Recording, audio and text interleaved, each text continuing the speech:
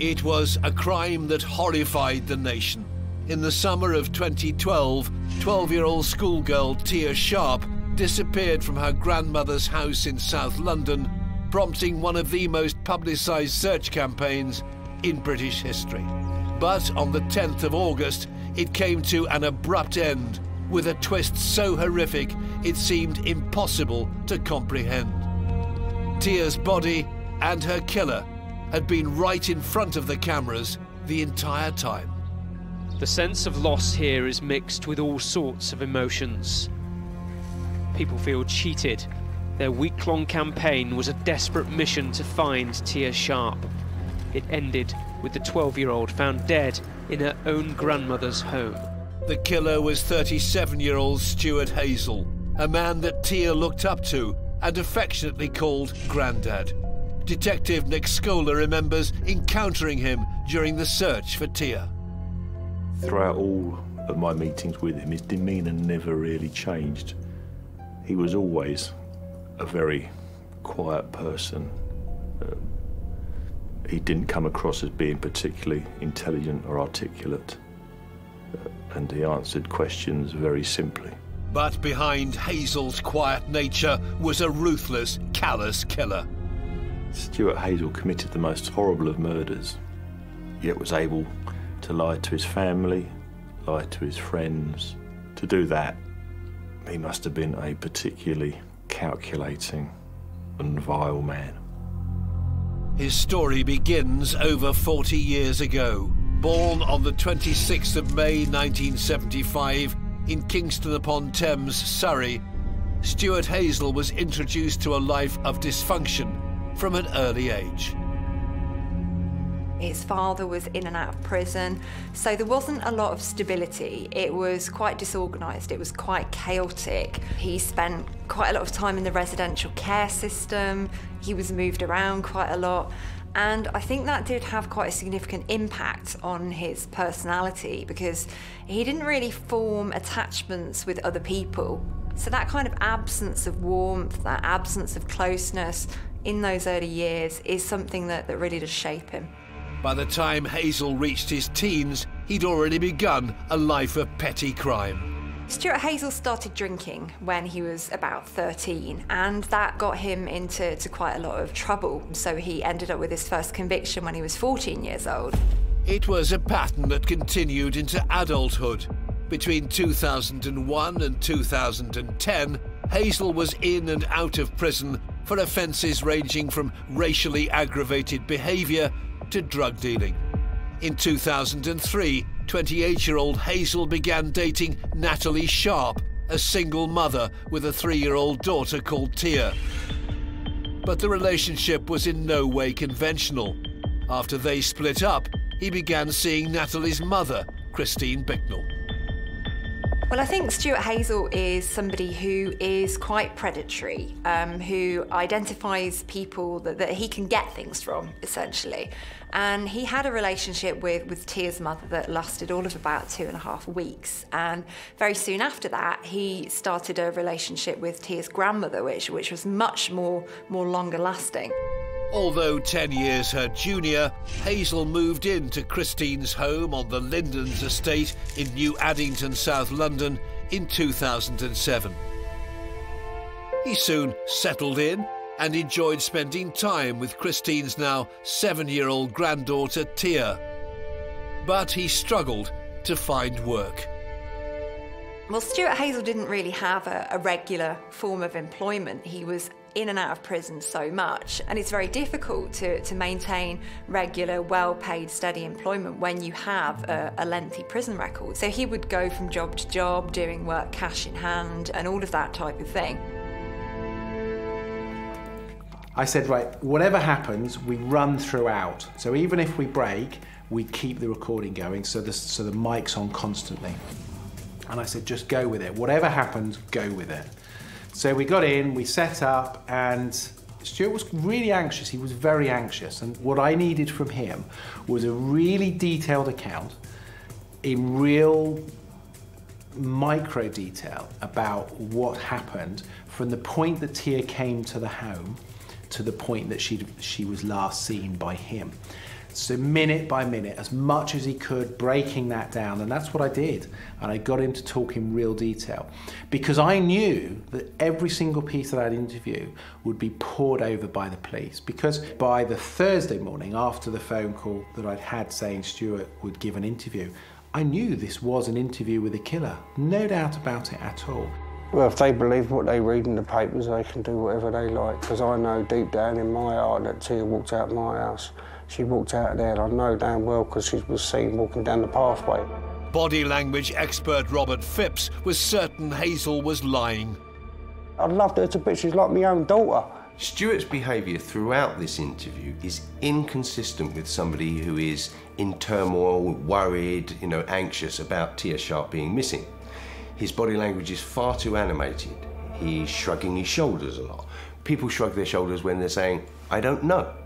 But he's giving supposedly truthful statements and saying, I don't know. I know she made that track down to that way. And I think he was struggling at times, sometimes, to be able to remember what he necessarily said to everybody else. And of course, the more detail I asked of him, the more difficult it became for him to remember exactly what he'd said.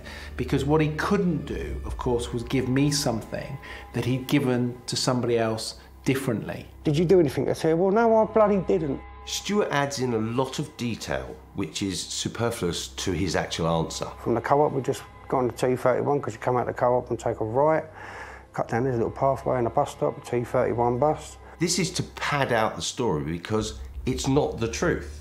So he's adding in other bits that make it sound truthful. Now, when you talk to most people who recall a story, they don't tell it in a logical, orderly sequence. They start saying something and then they remember something else, and the conversation actually, or the statements that they're making, chop and change. Crossed over by the zebra crossing and come home.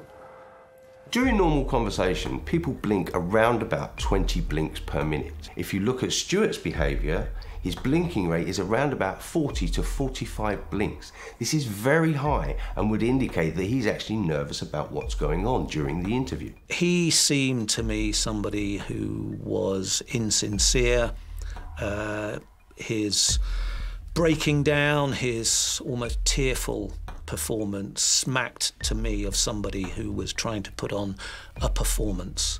The fact that he was sitting there with the T-shirt, find Tia, I think there was a picture of her in the background, all suggested to me that this was a man trying too hard to appeal for information when he knew exactly what had happened to her.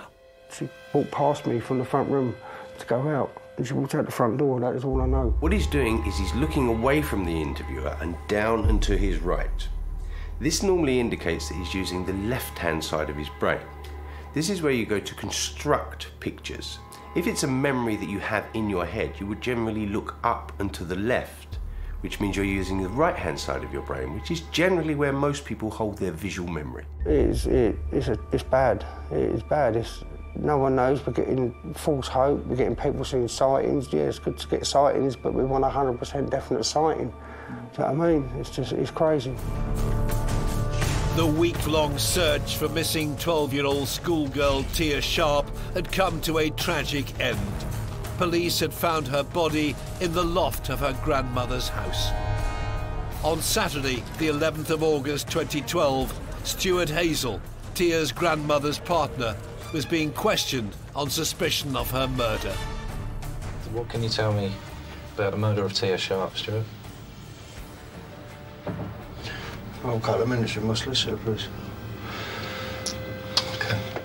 On the same day, a post-mortem was being carried out at Croydon Mortuary. Clearly, Tia had been dead for a week, and unfortunately, the body had begun to decompose quite badly. The thing with decomposition is that the rate can be very variable. It depends on all sorts of factors. If you've got somebody who's wrapped up to prevent the smell getting out, they're potentially in somewhere that's not particularly warm, which will retard decomposition. In this particular case, the passage of time and the changes that had occurred to the body in the post-mortem period really limited what pathology could tell you. The police still had no evidence that Hazell had killed Tia, But a further search of the loft had uncovered her clothes, glasses and, hidden elsewhere in the house, something truly sinister. On this occasion, found pushed behind the door frame on the inside of a cupboard door, above head height, was a memory card for a digital camera. We recovered deleted images from that card that were quite disturbing. There was some where clearly he had searched the internet and found pictures of girls that were not dissimilar looking to Tia, in that they had glasses and a similar hairstyle. But worst of all, on that memory card was perhaps the most grotesque image I've ever seen. So we took the photograph to show a pathologist, and he pointed out the hypostasis on it, which is essentially how the blood pools on a dead body. And this pathologist was of the opinion that that was a picture of a dead girl. Also recorded on the memory card were a number of videos. One was of Tia sitting on a settee, looked like she's rubbing suntan lotion or some kind of cream into her legs. Clearly, he'd given the impression perhaps he was sending a text or something, but all the time he was secretly filming Tia. One of the clips undeniably linked the camera to Hazell. Another video image was particularly unnerving. It showed Hazell filming Tia when she was asleep. He'd obviously gone into her room and was walking around her with the phone in his hand. He also just briefly filmed his own shadow on the wall, menacingly standing over her. On Saturday, August the 11th, 2012, Stuart Hazell was charged with the murder of Tia Sharp. Huntley was born in Grimsby in Lincolnshire on the 31st of January 1974. He had a turbulent time at school and was often the target of bullying. So I think this created a bit of a sense of shame in Ian Huntley, something that is often at the root of a lot of men like him in terms of what they go on to do. So he started off as somebody who was always the kid that was a bit odd, the odd one out, the one who's a bit of a loner. In December 1994, Huntley met 18-year-old Claire Evans. They had a whirlwind romance and were married within weeks. His wife, Claire, quickly found that he had a terrible temper. She later claimed that she feared for her life and that he would often put his hands round her neck. Ian Huntley is somebody who is not capable of having a normal relationship with a woman, so he moves very quickly because he wants to maintain a sense of control within his relationships. So he will breeze into women's lives, this knight in shining armour, full of charm and compliments, and will kind of try and wind them in. Huntley's marriage didn't last long. His wife Claire had started a relationship with his younger brother Wayne. Despite the marriage being all but over, Huntley refused to grant her a divorce until 1999 to prevent their relationship from becoming official. He'd always felt incredibly threatened by his younger brother. He took the attention away from him when he came into that family. And because of Ian Huntley's narcissistic tendencies, he's always going to feel he's being outdone by his brother. While still married to Claire, Huntley fathered a daughter with a 15-year-old girl in 1998. I think it would be fair to say that Huntley demonstrated throughout his adolescence and early manhood that he had an unhealthy appetite in younger and younger women. Well, during his 20s, Ian Huntley preyed on a lot of young girls, underage girls, and the police who investigated the case thought that there were possibly up to 60 young girls that he'd had some kind of interaction with on that level. And he would kind of worm his way into these girls' lives. And they're younger, they're more impressionable, they're easier to lure in. In 1998, 24-year-old Huntley appeared at Grimsby Crown Court, charged with both burglary and the rape of an 18-year-old girl. Both cases were dropped due to lack of evidence, but he was gaining a bad reputation across Lincolnshire. He was insignificant little man who, on the surface, wouldn't say boo to a goose. Unfortunately, he had no conscience and would do whatever he wanted when he wanted to do it. In February 1999, Huntley met 22-year-old Maxine Carr, and after dating for just 4 weeks, they moved in together. She was naive, impressionable, and he was an interesting figure to her, I think. She found him, perhaps, I would hesitate to call him charismatic, but at least interesting, and did not discover the violent side to his nature that his wife had. Maxine Carr was a very easy target, in a way, for Ian Huntley, because at this point in his life, he's managed to hone those skills of hooking women in, being quite superficially charming and manipulative, and saying the things that they wanted to hear. So he's got quite a well-rehearsed script at this point in time. On the 15th of August, 11 days after the girls went missing, Sky News decided to retrace their steps, which meant interviewing the last person to see them, local school caretaker Ian Huntley, the boyfriend of Holly and Jessica's classroom assistant, Maxine Carr. It's 6:15 p.m. The timeline on that Sunday night, the 4th of August, puts the girls here, right in the forecourt of the village college, the local education centre. We know they'd been to the sports centre just across the road a few minutes before to buy some sweets and were carrying on walking through what would have been very familiar territory. Their primary school, St Andrews, is just across the back of the village college here. How do we know they were here at 6:15? Well, we have an eyewitness. Ian Huntley here is a familiar figure. Evening, Ian. You're the school caretaker. The girls, Jessica and Holly, would know you, and they saw you on the front doorstep. What went on? I don't know the girls. I stood on the front doorstep grooming my dog down. She'd run away and come back a bit of a mess. They just came across and asked how Miss Carr was, as she used to teach them at St Andrews. I just said she weren't very good, as she hadn't got the job. And they just says, please tell her that we're very sorry. And off they walked in the direction of the library over there. And you may, as it turned out, have been the last person to actually chat to them before they vanished. Yeah, that's what it seems like. Huntley looked like an unassuming, ordinary little bloke with a soft voice who wouldn't hurt a fly. He was a slight withdrawn sort of character, but at the time he seemed reasonably credible. It seemed like a credible story. That's where the girls would have walked.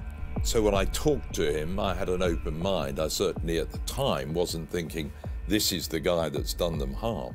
Maxine Carr was also keen to appear on camera.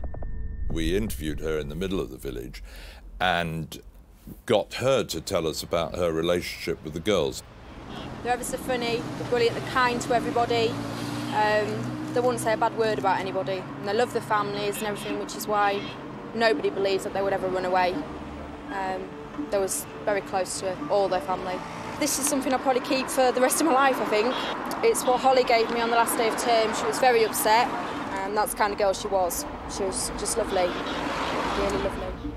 In the conversation, we realised a few minutes afterwards, she spoke about the girls in the past tense.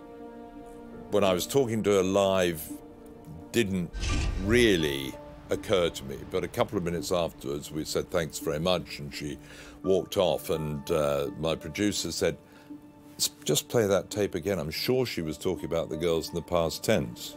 Often the perpetrator is among the searchers, not without exception, but often, because they want to admire their own handiwork.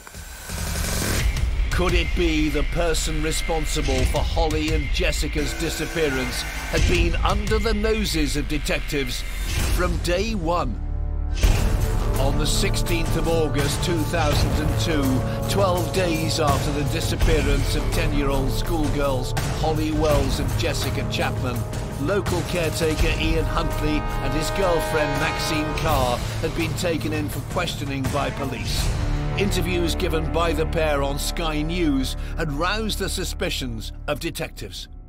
We were starting to think, wow, these two people really could be involved in something to do with these girls. They're close enough to it. They've clearly aroused police suspicion at this stage. But after just 7 hours, they were released when Carr provided Huntley with an alibi. She claimed she was with him in their home on the night of the girl's disappearance. It wasn't until about 10 or 11 at night that we heard that police released them, which we found interesting. And I got a phone number from Maxine Carr. I thought, well, worth a gamble, I'll just ring and see if I get through to them. And extraordinarily enough, I did. I got straight through to Maxine Carr. And I said, I gather you've been interviewed by the police. What happened? How are you? She said, well, we're fine. I can't tell you anything about it, but it's all right. Huntley then grabbed the phone off her and I guess wanted to end the conversation quickly. So he said, well, thanks for ringing. Yeah, we're fine. Nothing to report. The police have let us go. Nothing going on. Thanks a lot. Thanks for ringing. Bye. Once Huntley and Carr had been questioned, further searches were carried out at their home and at Huntley's place of work, Soham Village College.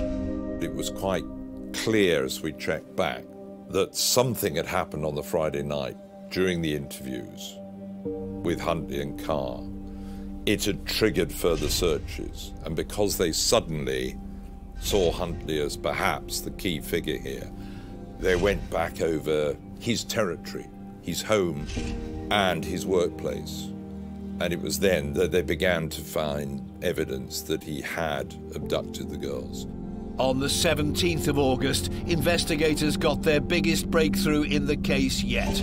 In the bins at the school where Huntley worked, they found the burnt remains of 2 football shirts, tracksuit bottoms, shoes, and some underwear.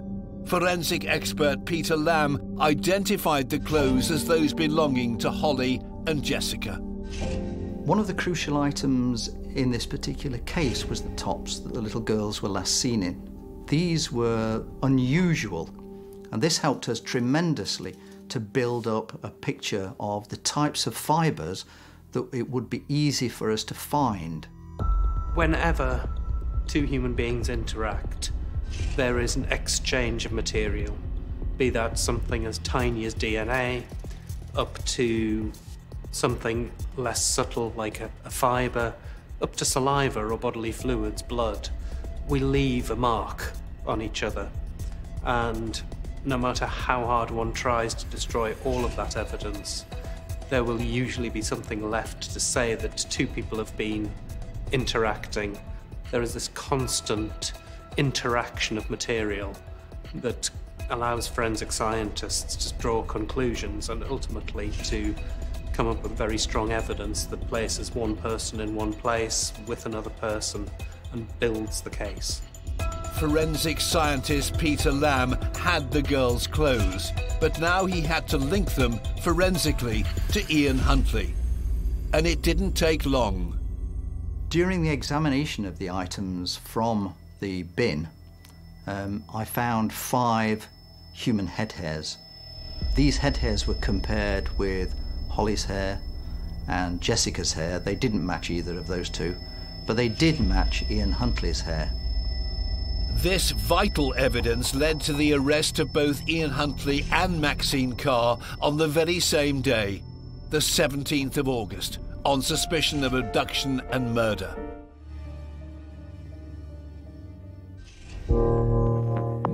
Scotland, 2001.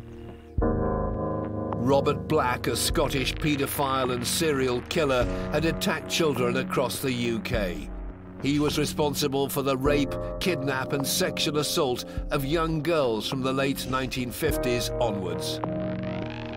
This nightmare of abduction and sexual assault and murder of innocents, just wee girls, is particularly horrific.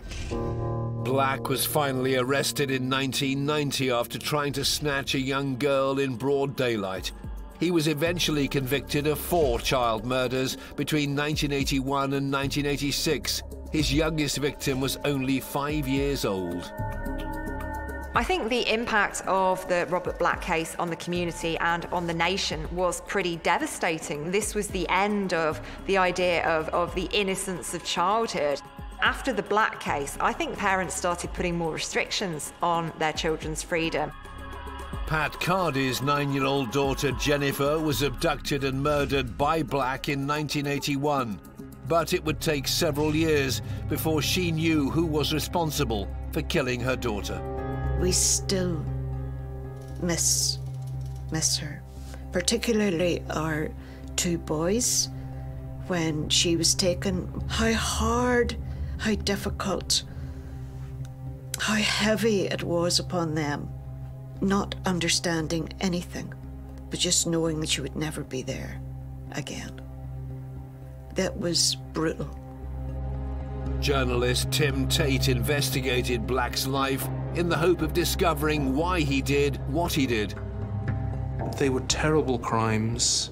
He probably killed more children than any other convicted child sex serial killer in Britain.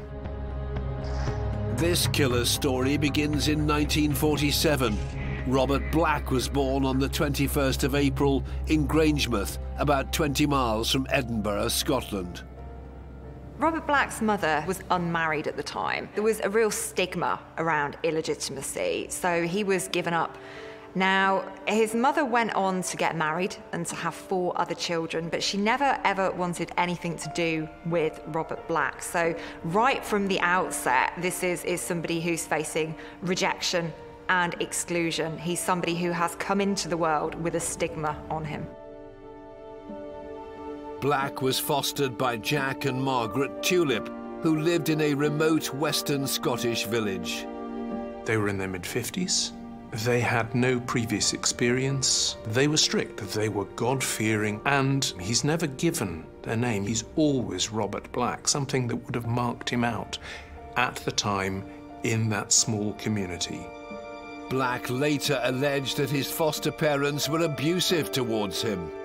The foster father died when he was 5, but the foster mother continued the abusive behaviour that had been perpetrated beforehand. So he was beaten when he wet the bed. Here is somebody who does not have a safe or a secure home environment. This is a young boy who has got no comfort from anybody whatsoever. From this disturbed upbringing, Black unsurprisingly rebelled and developed an unhealthy interest in other children. By the age of 8, he started offending. He's already developed sexualized behavior. He's taking the time and the trouble to peer up little girls' skirts. He has molested, that's putting it gently, a baby. And he's begun to explore bodily orifices. This is the obsession that will be with him all his life. In August 1981, after murdering 9-year-old Jennifer Cardy, Robert Black left the country and returned to work. Black continued to present to the world the same affable, big softy exterior that he'd done throughout. Drove back, went about his business. It wasn't for another year, almost, until he struck again. While he was driving his van, he was always on the lookout for his next victim. And he had in the back of his van what can only be described as an abduction kit. He had bindings, he had this sack which he would put the child in.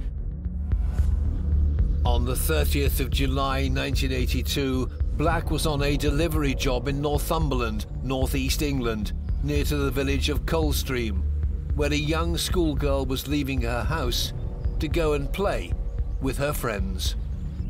Susan Maxwell is 11. She lives with her mum and her stepdad and their children in a little village. It's a happy, warm, loving home. It's a summer, it's afternoon. Susan says she wants to go and play tennis with her friend, and it's agreed that Susan will walk home. The tragic irony is that she encounters none other than Robert Black and his van.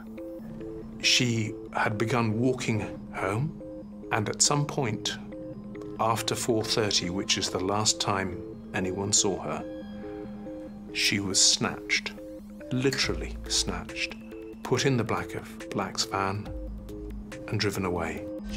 Susan's mother had changed her mind about letting Susan walk home and decided to pick her daughter up, but there was no sign of her anywhere, and she called the police.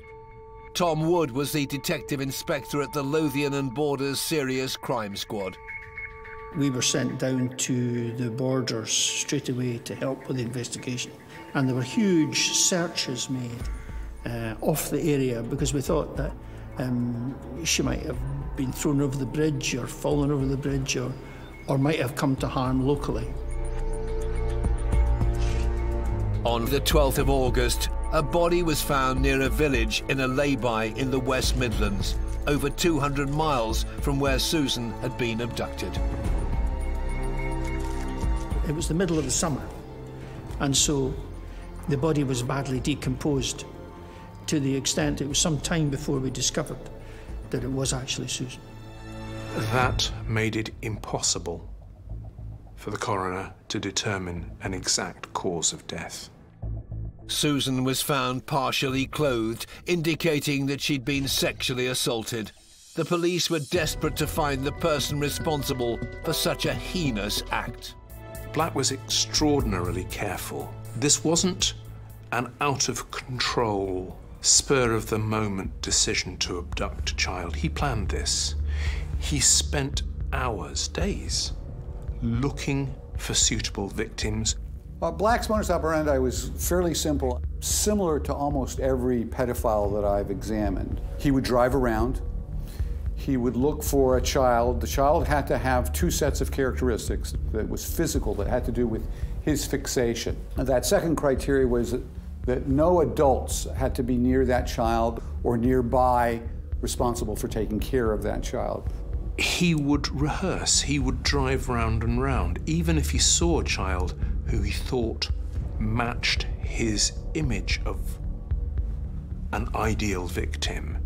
He wouldn't abduct straight away. He would monitor, he would look for escape routes, and only when everything was perfect would he pounce. For Robert Black, these girls were essentially disposable objects. He would abduct them in these blitz attacks off the streets. He'd abuse them, and then he would just discard them. He really was the most remorseless offender. Robert Black had now killed 4 young girls in just over 4.5 years.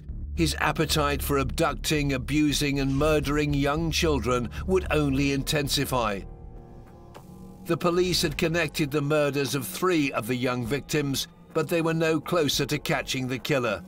But a chance encounter would soon change everything. In July 1990, Black is still driving his van.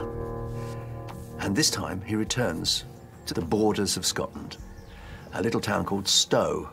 A retired post office worker is mowing his lawn when he sees a van pull up. He also sees a young girl walk past the van, and then he sees the young girl lifted up and whisked into the van. With great presence of mind, this guy noted the number of this van accurately and immediately phoned the police. The police attended, and as they were standing discussing the issue on this little road in Stow, Black drives back down the same road where the same post office worker shouts, "That's the van!" And it is the same van, and it is Black driving it. A policeman stepped out, stopped the van, then detained the driver, and then searched the van. First found nothing, and then found a wee girl lying in the bottom of the van in a bag, semi-suffocated. And the man who opens the back doors of the van is the little girl's father, who's a policeman. Can you imagine what impact that must have had on him?